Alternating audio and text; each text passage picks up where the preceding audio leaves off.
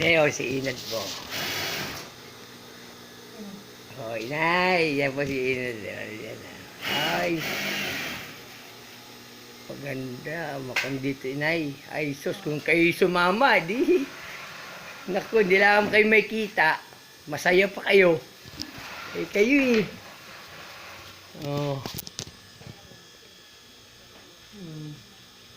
Ayun yung isang nanay ko. Ayun o.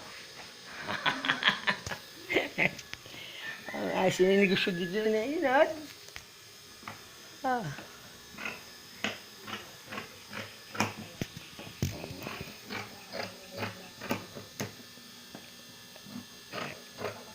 Baka ayaw yun ang umuwi dyan sa Mindoro pag kayo nakarating dito. Inay. Ano? Ito yun. Oh. Inay, oh, kami na ito. Ah. Asan siya? Padala ko. Sige. Ano naman? Ito na ngayon si Ninit. Yan. Ito na kanyang buhay, inay. Sa si Inad.